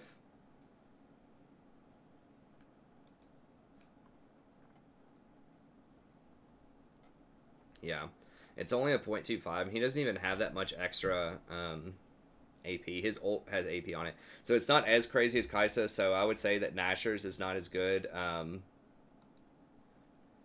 him as it is on Kaisa. But it's still pretty legit. I think that... now, he does have the Blight interaction. I guess that works with Kaisa, too. With Hurricane, you're able to stack your passive on multiple people at the same time, which is definitely a consideration. But... I think that Wits, Ginsu's, and then something, either Nashor's or Hurricane after that, is really good. And he has a nice, a bunch of nice utility to him. He does have his ult, of course, which is great at picking off single targets and at team fights. But then he also has little things that people don't appreciate, like his E applies grievous wounds, so he doesn't necessarily have to get an Executioner's Calling. It's one of the few ADs that does this. So if you're about to kill somebody and you just drop a hail of arrows on them, it does prevent Soraka from healing them too much. It lowers their heal they're able to apply. It lowers their lifesteal. Lowers a lot of stuff. So that hail of arrows is pretty nice. And it applies like just pretty good just point-click damage, you know? Just to finish people off or to add on a little bit of poke. And it also applies a slow, so it makes it hard for people to run away.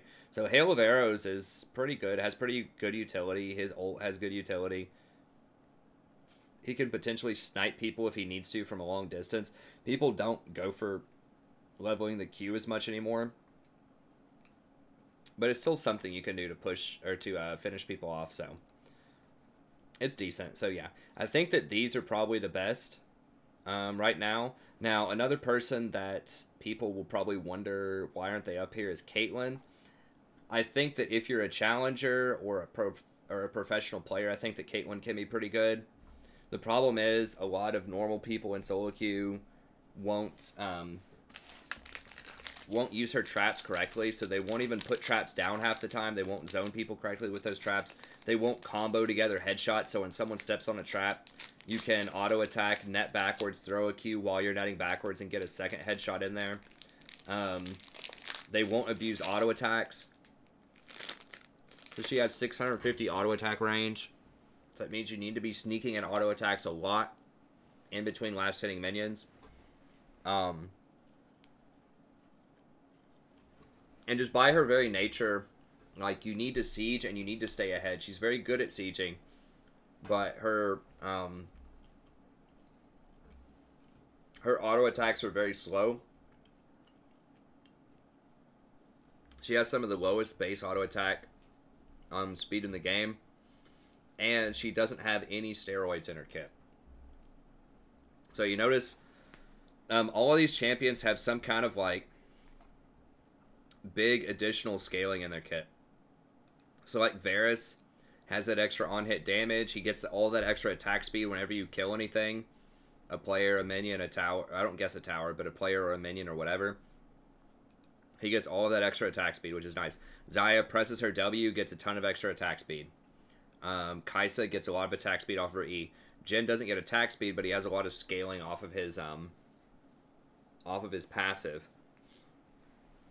Caitlyn doesn't really have any of that. She doesn't have anything that's going to give her a bunch of extra AD. Doesn't have anything that boosts her attack speed at all. You know, her ultimate is not really to use in combat. It's just to finish people off at the end. So it doesn't have, like, the same kind of just massive power in a team fight as something like a Xayah or a Varus. And so she just falls behind most other champions. She's really good at sieging and kind of poking people in zone control with her traps. When it comes to just like right-clicking and killing people, she's just not going to be as strong as a lot of other options. And she notoriously has a very rough mid-game. You know, once the lanes break, she really can't do that much damage until she gets like Infinity Edge, Static Shiv, and Rapid Fire Cannon most of the time. So she really needs 3 items to start doing stuff. And so I think she's just too risky. If you fall behind or you just don't use the traps properly or the jungler camps you or whatever, and you're just not able to start snowballing early, then I think she's pretty worthless later. And I think there are other champions that are oppressive early that scale much better later in the game and have more utility. Jhin. So I feel like Jin's a lot better at that. Even Varus and Xayah, like, they have pretty decent early games, especially Varus. He has 575 attack range. You know, that Hail of Arrows has pretty good utility to it.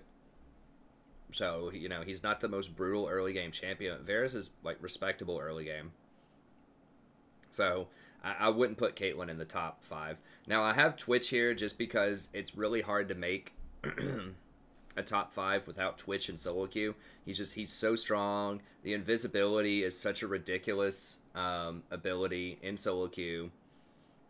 He can catch people out, get back into the game. Now, he is going to get brutalized early on by some of these early game champs, especially like Jhin. But if he makes it through the lane phase, or if he gets ahead at all, then he just completely takes over. He's very, very strong still. So, you know, he really needs like maybe 2 items. If he gets a Hurricane and an Infinity Edge, then it's off to the races. I think, you know, it might be possible to do a build like a Ginsu's Hurricane, you know, Blade of the Ruined King kind of build. But I think in general, you know, most people are probably just going to stick with crit. And that's what I would probably recommend. He doesn't have many AP ratios. His E does have an AP ratio, but it's physical damage, so it wouldn't benefit from Wit's End as much. If it was magic damage, then Wit's End might actually be pretty good on him if his Expunge was magic damage, or Contaminate, or whatever it is, his E. Yeah, so some people are, like, you see Sneaky here, did try out, you know, this Ginsu's Hurricane, Blade of the Ruined King build. I think that's decent, but you definitely want Hurricane on Twitch because that stacks your poison faster. So that's something you're definitely interested in. And I think you're highly incentivized to go Infinity Edge if you're already going for some crit items. Because Blade of the Ruined King doesn't interact with crit at all. It does each bolt of Hurricane does apply Bladerin King, which is nice. I think Rage Blade might be an okay item as like a 3rd or a 4th item. This guy's like trying the Wits End, Cody Sun, and Gensu's build. Yeah, by and large, you're seeing basically everybody is Hurricane. Most people are going to get Infinity Edge, and then most people are going to get Static Shiv after that. So I think that's probably what I'd stick with Twitch. But so he's not going to have as much power. He doesn't have one of the cool new builds that uses Gensu's and like on-hit stuff. But he's good. He's solid. Someone else that I wanted to put on there is Kog'Maw. I think Kog could be really good with, you know, the old Gensu's Wits End build. You know, he just got rebuffed a couple of patches ago where it does 6% of your maximum health. He has really good range. He has pretty good dueling power early on. If you turn on that W, you can definitely fight people pre-6 and do quite a lot of damage. And he does very heavy magic damage, which is nice if you have a ton of AD on your team. So I think Kog'Maw is great. He doesn't have any escapes. He doesn't have a lot of utility that he brings to the table. He can snipe people with his ult. You know, he can kind of slow people with his Voidoos. But, you know, by and large, he's just a ton of damage. But he's great, especially with Lulu. If you have a Lulu on your team, Kog'Maw is definitely tier 1 if you have Lulu. Because Lulu's picks and her extra whimsy for the more attack speed is just phenomenal on him. So he's really good. He does get, you know, permanent bonus attack speed, and this is one of the best on-hit abilities in the whole game. So this thing with Gensu's is absolutely bonkers. So I think that, you know, he's definitely respectable. He's definitely very strong right now. I was really debating whether I wanted to put Twitch or Kog'Maw on there at number 5, but I ended up going with Twitch just because the invisibility is just so strong early on, even though Kog is going to be much better in the laning phase. Other champs. Draven with Conquer is actually surprisingly really, really good early game. That does a lot of oppressive damage. So I've played against that a couple of times. He's very susceptible to ganks. If he doesn't get ahead, then it's hard for him to start scaling. But like the Conqueror Draven is pretty legit. He's pretty legit. So I think that's definitely respectable. If you're really good on Draven, he's one of the hardest AD carries to play in the games. You have to catch those axes while you're last hitting and, you know, doing everything else you're trying to do. He's definitely respectable, though. I think that Jinx is really good. I just think that she takes a couple of items to get going, but, you know, once you get your Hurricane plus Infinity Edge, she is pretty strong. I just think that her build is a little bit slower than some of these, you know, other builds out there. I just feel like she doesn't get as much raw power, and she doesn't have a lot of utility. She does have the Chompers. She does have her Zap, which I think is her Q. So she's all right. I'm not a believer in Quinn. I'm not really sure. Her pick rate is so low. I'm not really sure why she's up here so much, but yeah, it's... I mean, Mordekaiser's kind of the same way. Has a huge win rate, but low play rate. I'm not a big fan of Misfortune. They nerfed lethality a lot. She can't do any sort of on-hit build. She still kind of has to do lethality, which doesn't feel good. I mean, she can do crit, but it's not that amazing. I'm not a huge fan of Ezreal at all. You can win with Ezreal. He's the most popular AD carry right now. He's a lot of fun to play. A lot of people who are auto-filled will pick him because, you know, they think he's just really safe. They can farm from the distance with Qs and things like that. But if you're going to play Ezreal, everyone else on your team needs to do a ton of damage. They're going to have to carry you hard most of the time, and you can't get hit by anything. Like, you're picking Ezreal for supreme safety. So that does make him pretty good against assassins because he can go Iceborne Gauntlet for more armor. He is pretty safe. He can kite people, so he's okay. He's good if you're a pro player, especially if you're a Korean pro player, but for most people, I wouldn't play him. He just doesn't have enough power. Sivir's actually pretty legit. She does push really well, and she scales pretty well later into the game, and she has some nice utility. I don't think she's top 5 worthy, but she's definitely respectable. Talked about Caitlyn. Tristana has fallen a lot. That nerf to her range has hurt. Also, she kind of has, like, sort of like Jinx. she just takes too many items to really start getting going. You know, she needs Infinity Edge, Static Shiv, and Rapid Fire Cannon before she really starts taking over. And that's 3 items, when a lot of these champions take over on 1 or 2 items. You know, Kaisa's single item, Death's Dance, she's taken over. Jhin, a lot of single item. I mean, once he gets that Essence Reaver, he can just start blowing people up. You know, Varus, once he gets Ginsu, he starts blowing people up. So a lot of these champions are going to be much faster. They're going to be 1, maybe 2 items. They're going to be a lot better, whereas it's going to take someone like Tristana or Jinx or Kate like 3 items to get going. Callista, like, these 3 are just unplayable. Like, Callista, Ashe, Lucian are just in a really, really terrible spot right now. Vayne is, like, okay, but she's similar to these other champions up here that are crit users. They just take 3 items before they really get going. But if she does get to 3 or 4 items, she can be really strong against tanks. But a lot of people aren't playing tanks. So she's okay, but I wouldn't recommend Vayne right now. And finally, and then we'll go ahead and end. Dang it, I thought we could get this done in an hour. I legit did. Then I got sidetracked explaining Karthus and then, like, the Jhin and Kaisa and the new builds and stuff like that. But I think that's worthwhile content explaining those things. Be sure to watch my support tier list video. I won't go into this too much because I have an entire video on all these people. But basically, you know, tanks are just completely out of the meta right now because Locket got, like, nerfed out of existence. Relic Shield got nerfed again. AP, or Enchanter supports have just been really strong for a long time, and they just got better right now. Sorcery is coming much more into vogue as a tree because Inspiration's been nerfed a lot. Now Resolve has been nerfed a lot. Domination's just never really been a great primary tree for supports. Neither has Precision. And so that just means that Sorcery is the best. Sorcery was the best at the start of the preseason, just like I predicted it would be. And it was the first to get nerfed a lot.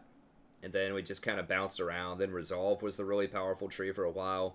It got nerfed a lot. And then Inspiration finally became the powerful tree with Summoner Spellbook. It got nerfed a lot.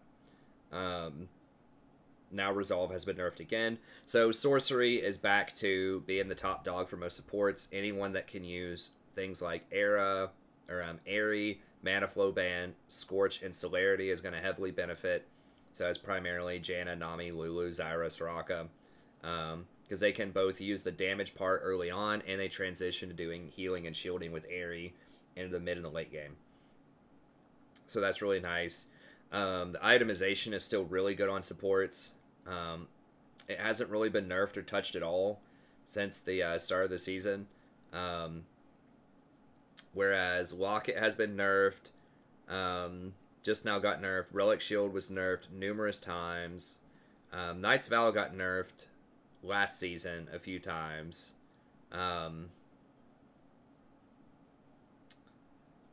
Yeah, and then, like, the way that plus healing and shielding scales is just way, way better than tank scaling. Tanks just don't have a stat like that just compounds with other stats that just make it almost impossible to deal with them. Because, like, plus healing and shielding, all of these champions have AP ratios, so any sort of AP they get is going to make their shield stronger. And they get plus healing and shielding on top of that. So they get double scaling on champion or on items like Ardent Sensor, where you get AP scaling and you get plus shielding and healing scaling. And just like how resistances work, they're way better than damage because when you're doing damage, you're having to fight through resistances. You know, the magic resist is going to lower your damage, enemy magic resist. When you heal or shield somebody, then that becomes amplified. So you're having to do more damage to kill them.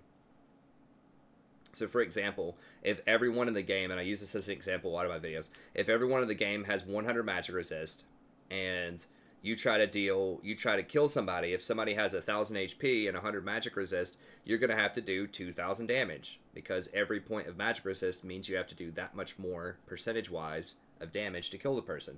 So you have 1,000 HP, it's going to take, 2,000 damage to kill you if they have 100 magic resist. The same is true of a shield, right? So if you provide a 1,000 HP shield, which is really huge, then it's going to take 2,000 HP worth of damage, magic damage, to break that shield if they have 100 magic resist. So that's really kind of the issue there, is damage is going to require you to do a lot more, and shielding is going to give you a lot of that extra value. So if you do 1,000 damage, they have, you know, if you do 1,000 damage, they have 100 magic resist. You're really only going to do 500 damage. And on the flip side, if you give somebody a 1,000 shield and they have 100 magic resist, it's going to take 2,000 damage to crack that shield. So the bottom line is shields and heals are extremely strong. They have way better scaling, and tank supports have been nerfed numerous times, both in terms of their runes and in terms of their itemization, and sometimes directly, although they haven't really directly nerfed most of the major tanks. Like Tom and Braum haven't really been, or Alistar, they haven't been nerfed directly. It's just runes and items. Also, you have a bunch of these on-hit, you know, most of these are on-hit, attack speed, hyper-scaling champions that are really good right now. And Ardent Sensor is very strong with that because you're giving them an extra on-hit ratio. So Ardent Sensor does, you know, on-hit. So if they have Ginsus, they get that double proc of Rage. They're going to get the double proc of the Ardent Sensor as well. So it's going to do, you know, even more damage. And the extra attack speed that you get off of that allows them to charge their Ginsus faster and allows them to get even more procs of that double proc of the Ginsu's Rage. So Ardent Sensor is just amazing with anybody who's going to be running Ginsu's Rage Blade, which is pretty much, well, I guess it's not everybody. It's Kaisa, Varus, and Jhin. But that's just a very strong item right now.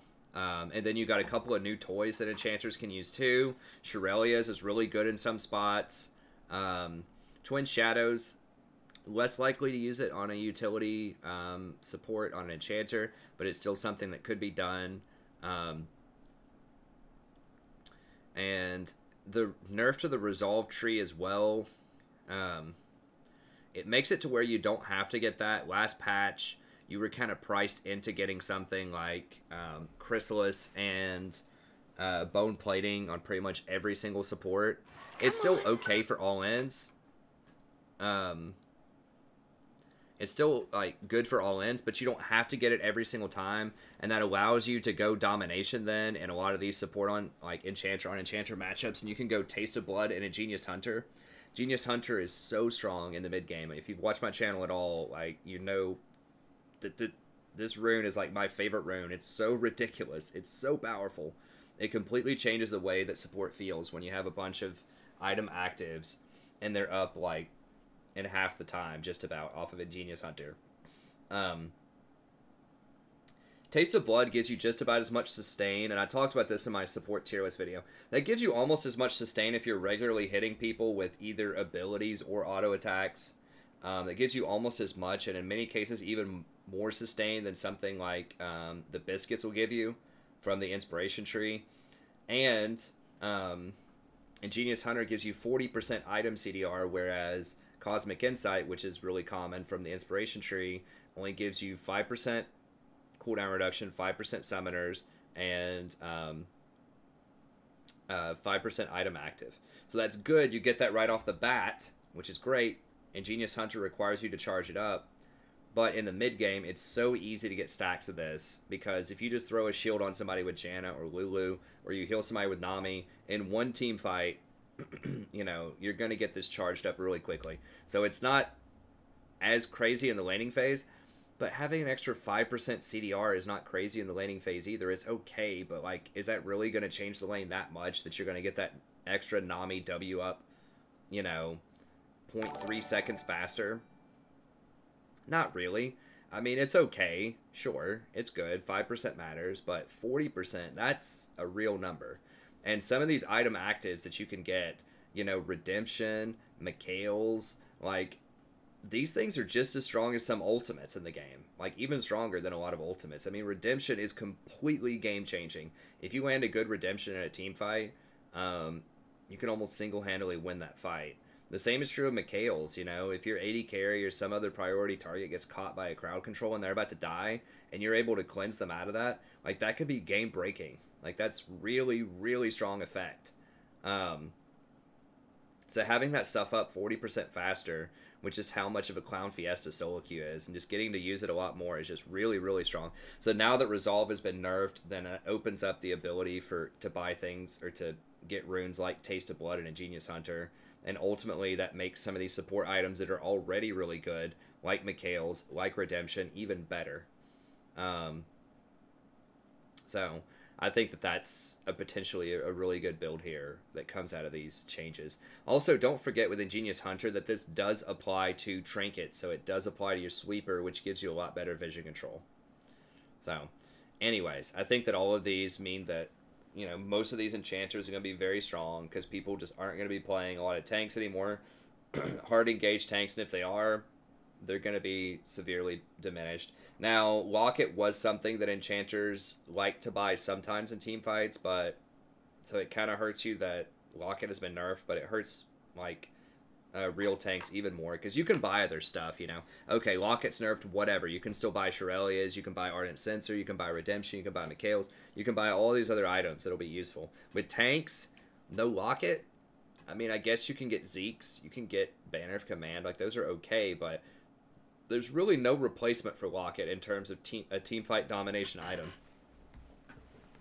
So, anyways, so yeah, Xayah I think is the queen up here because she's the safest. She's the most versatile. She has respectable harassment early on. If you go Airy, Scorch plus 3 points in W and Frostfang open, you have a nice blend of early game power and then transitioning into the mid game really well. You can max out your shield by level 10 if you get 3 points in W in lane.